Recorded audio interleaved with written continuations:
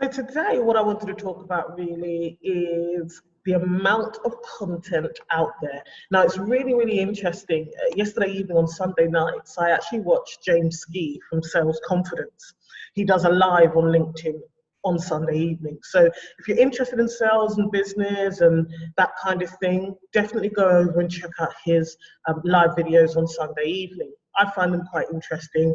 I love to kind of listen to people who are really experienced and passionate about the work that they do.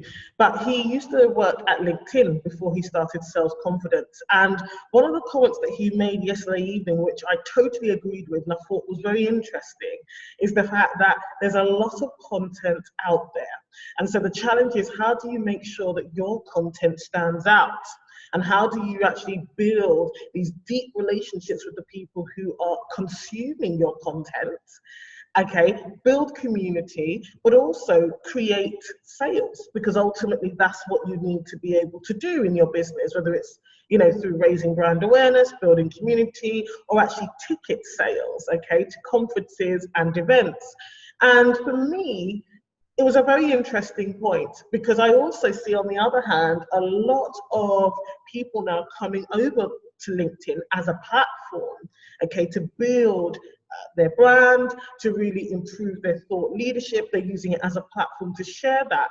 And so I thought it'd be really, really interesting if I just shared a few points, because yes, there is a lot of content out there.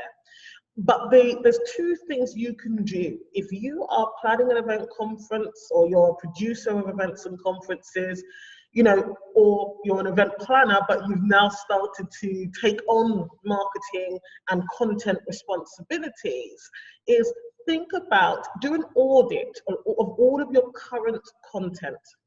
Because quite often we set off on producing new content, okay? We see something that's happening, we see a white paper, a PDF, an ebook, etc.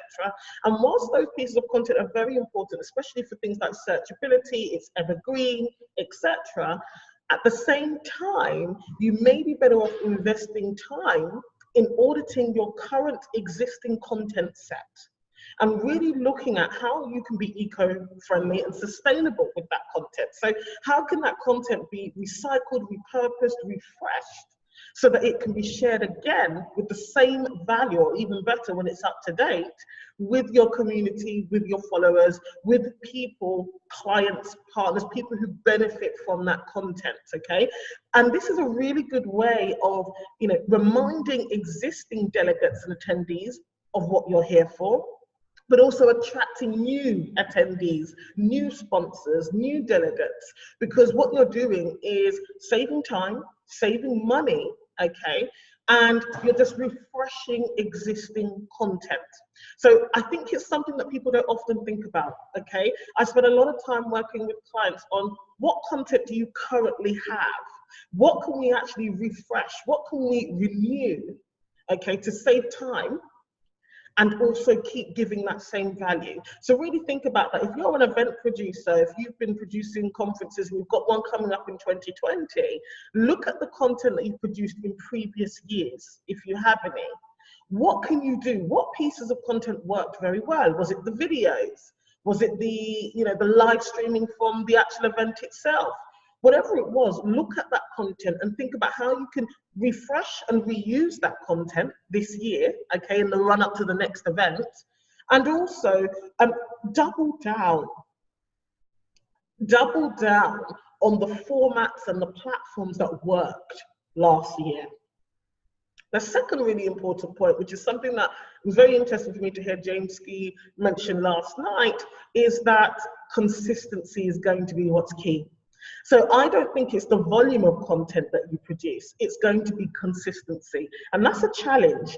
But in order to achieve consistency, a plan really helps. So once you have your strategy, you then set a plan in place, okay? What content out of what we already have are we going to share? Are we going to promote on what days, for example? Or at what stage in our marketing cycle before the next event are we going to start sharing that content, and for what purpose? So those are the 2 points I really wanted to talk about today. One is audit your existing content, okay, maybe from previous events, and think about how you can reuse, recycle, and refresh that content, because it will serve both existing subscriber groups, communities, but also attract new ones, okay? New sponsors, new partners into your oncoming event plans, but also focus more so on consistency. And often to be consistent, you need to have a plan. You need to have set out and prepared, okay, what it is that you're going to be sharing and promoting. So see you tomorrow. That was my tip from today.